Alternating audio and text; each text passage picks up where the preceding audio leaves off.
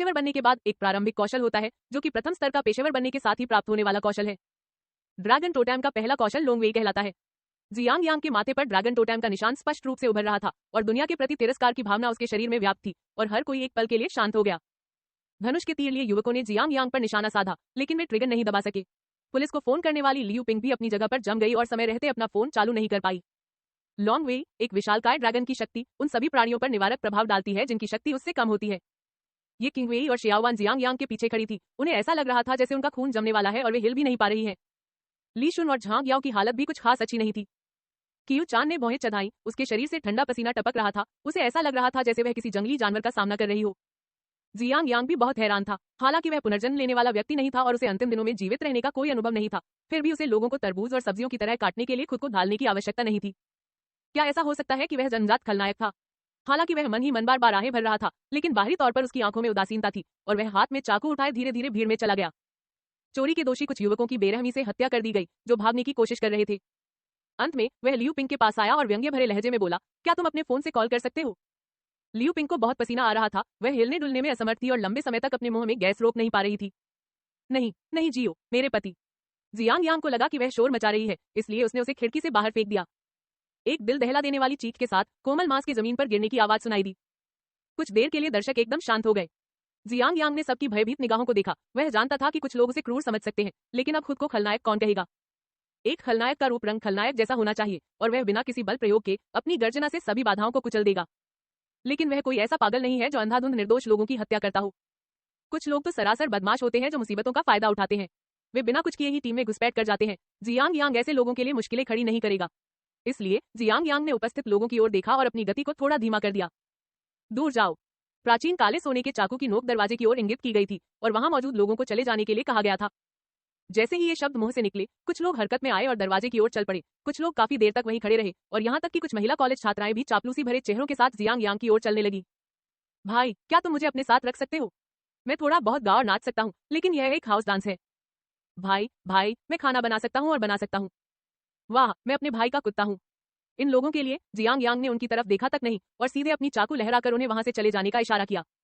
मैं मजाक कर रही थी। ये किंग वेई, कियू चान और शियाओवान, इनमें से कौन सी महिला यहाँ मौजूद सभी महिलाओं से बेहतर नहीं है? चले जाओ, मेरा धैर्य बर्बाद मत करो। जियांग यांग की गुनगुनी आवाज बंद होते ही सभी का चेहरा पीला पड़ गया और उन्होंने अपने पैरों के तलवों पर तेल लगाया। यह दृश्य देखकर पीछे छिपी ये किंग वेई किसी कारणवश अत्यधिक प्रसन्न और राहत महसूस कर रही थी। लोगों के समूह को बाहर निकालने के बाद जियांग यांग वू लेई के पास चला गया। बूढ़ा बॉस। वू लेई खून से लथपथ था और उसके शरीर पर कोई तीखे घाव नहीं थे, वे सभी मुक्कों से लगे थे। बातें मत करो, मैं तुम्हें बाद में दावत दूंगा। जियांग यांग ने वू लेई के कंधे पर थपथपाते हुए कहा, अगर अभी कोई बच निकला है तो ठीक होने के बाद तुम उससे हिसाब बराबर कर लेना। वू लेई ने सिर हिलाया और कमजोर आवाज में कहा, युवा मालिक ने पहले ही उन लोगों को मार डाला है जिन्होंने अभी अभी गड़बड़ी की थी और आगे के गंदे काम मुझे सौंप दिए हैं। इस समय ये किंग वेई का चेहरा पीला पड़ गया था। उसने अपनी बेचैनी को दबाते हुए वू लेई का इलाज करने के लिए आगे कदम बढ़ाया। वह एक छोटी बच्ची है जो कुछ समय पहले ही अस्पताल से छुट्टी पाकर घर लौटी है। आखिरी दिनों में ज़ॉम्बीज़ को इंसानों को खाते देखना बहुत ही रोमांचक है। जियांग यांग को लोगों को मारते हुए देखना अब भी उसके अपरिपक्व हृदय पर बहुत गहरा प्रभाव डालता है और वह कुछ समय के लिए जियांग यांग का सामना करते समय कांपती रहेगी। ये किंग वेई ने पीले चेहरे के साथ अपना हाथ बढ़ाया और वू लेई के शरीर में हरे रंग की रोशनी को संघनित किया। पलक झपकते ही उन लोगों द्वारा बुरी तरह घायल किए गए वू लेई पहले की तरह ठीक हो गए। इस दृश्य को देखकर पीछे खड़े कियू चान, ली शुन और झांग याओ काफी हैरान तो हुए, लेकिन उन्हें बिल्कुल भी हैरानी नहीं हुई। जियांग यांग ने आज ये किंग वेई का प्रदर्शन देखा और ऐसा लगा कि उसे आज रात उसे गहराई से शिक्षित करना होगा। हालांकि एक कुशल गृहिणी शियाओवान शारीरिक रूप से असहज महसूस करती है, फिर भी वह मनोवैज्ञानिक रूप से युवा स्वामी के व्यवहार की सराहना करती है। यदि भविष्य में शांतिपूर्ण युग में व्यवस्था और कानून का अभाव रहता है तो युवा स्वामी का आक्रामक और निर्णायक चरित्र दुनिया में टिके रहने के लिए उपयुक्त है। आखिरकार दुनिया के अंत में प्राकृतिक चयन के नियम के अनुसार बलवान ही जीवित रहते हैं। एक गृहस्वामी होने के नाते यह निश्चित रूप से उसका कर्तव्य है कि वह युवा मालिक की सुरक्षा करे। जियांग यांग ने ताली बजाते हुए कहा, और कुछ नहीं बचा है, पहले सभी लोग पूरे तल पर पड़े शवों को नीचे फेंक दे, सभी रास्ते बंद कर दे और फिर एक छोटी सी बैठक के लिए सम्मेलन कक्ष में चले। उनके शब्द सुनते ही सबने हरकत में आना शुरू कर दिया। ली शुन और झांग याओ सफाई का काम संभाल रहे हैं, जबकि शियाओवान लगातार गश्त लगाती है और सभी प्रवेश द्वारों को बंद कर देती है। कियू चान और वू लेई ने शव को उठाया और खिड़की के नीचे फेंक दिया। इन फर्शों के पुनर्निर्मित हिस्सों को सील करने में ज्यादा समय नहीं लगा। नीचे रहने वाले लोगों की बात करें तो जियांग यांग ने फिलहाल उनकी देखभाल करने की कोई योजना नहीं बनाई थी। आखिरकार यह आलीशान होटल बहुत बड़ा है और उसे तो सिर्फ उन्हीं मंजिलों की परवाह है जिनका उसने जीर्णोद्धार किया है। खैर, जियांग यांग जल्द ही यहाँ से चला जाएगा। यह तो दुनिया के अंत के शुरुआती दिनों का बस एक संक्रमणकालीन पड़ाव है। सब कुछ हो जाने के बाद सभी लोग सम्मेलन कक्ष में एकत्रित हो गए। सबके बैठ जाने के बाद जियांग यांग ने वर्तमान स्थिति का संक्षेप में वर्णन करना शुरू किया। इसके तुरंत बाद उनकी नजर होटल में ठहरे तीनों लोगों पर कुछ पल के लिए टिकी और उन्होंने पूछा, आप लोगों को पता है आपने क्या गलती की है? भाई जियांग, मुझे माफ कर दो, यह सब मेरी गलती है। इसका भाई वू और बहन वान एर से कोई लेना देना नहीं है। ये किंगवेई का सुंदर चेहरा शर्म से लाल हो गया। उसने पश्चाताप से अपना सिर नीचे कर लिया और अपनी गलती स्वीकार कर ली।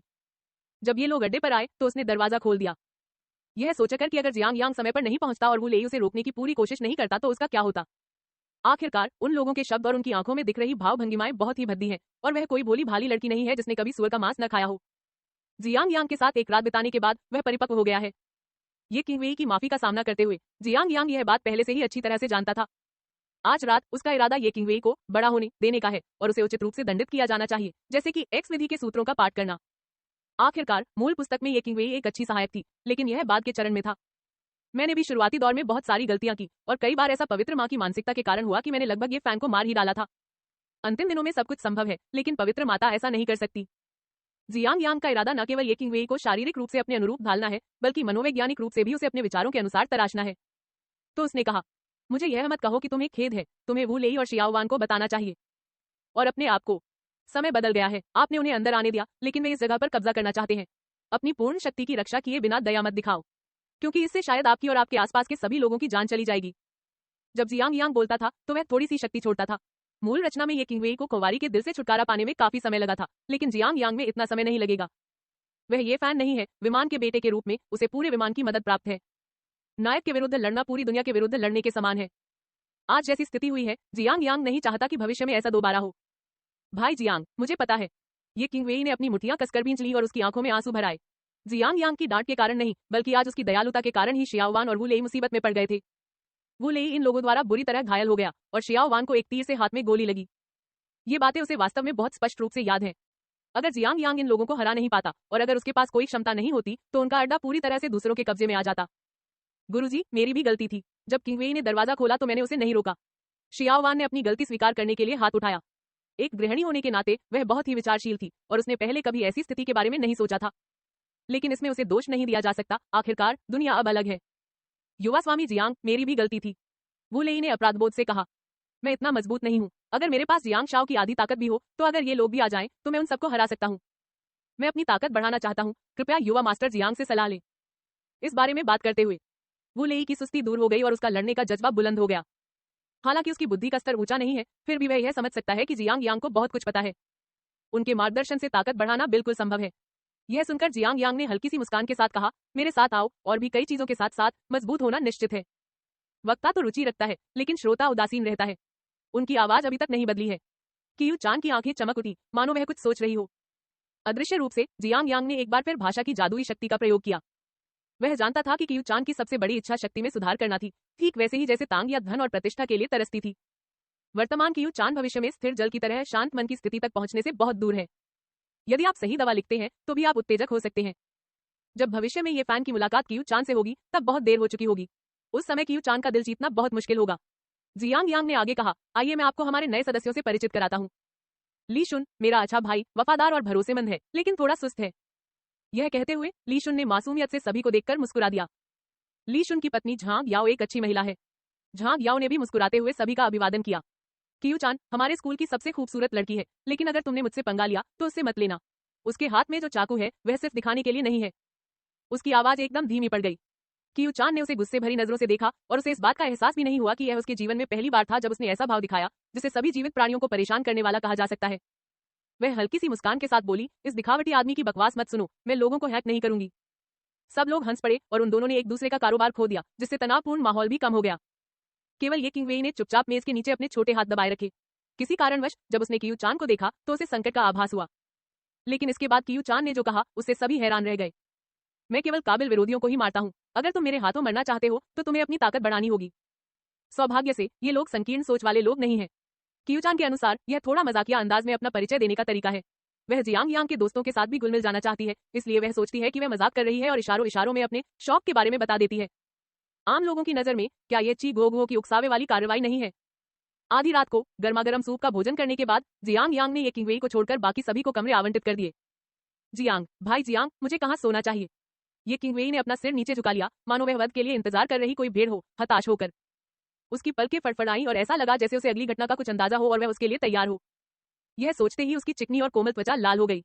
जियांग यांग ने शरारती मुस्कान के साथ शर्मीली ये किंगवेई को देखा, उसे अपनी बाहों में भर लिया और मुस्कुराते हुए कहा, आज तुमने गलती की है और तुमने अभी तक सजा स्वीकार नहीं की है। कल रात उसने शराब की मदद से ये किंगवेई को बेहोश किया और कच्चे चावल पकाए। आज रात इस कच्चे चावल को अच्छी तरह पकाने का समय है। क्या क्या सजा? ये किंगवेई ने अपना सिर धीरे से नीचे झुकाया और कुछ बुदबुदाई।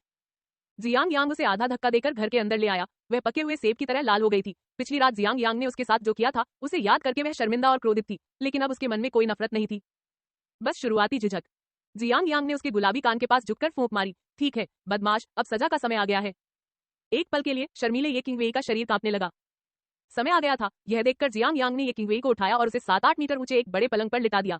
उसे अभी अभी ड्रैगन टोटेम मिला था और आज अपनी शक्ति दिखाने का समय था। क्वां कमरे में ये किंगवेई को जियांग यांग ने ढंक रखा था। उसका चेहरा घबराया हुआ था, लेकिन उसने विरोध नहीं किया। किसी कारणवश उसके मन में कियू चान की आवाज और मुस्कान उभर आई, इसलिए उस रात उसने अपनी झिझक को दबाकर बहुत सक्रियता से सहयोग किया।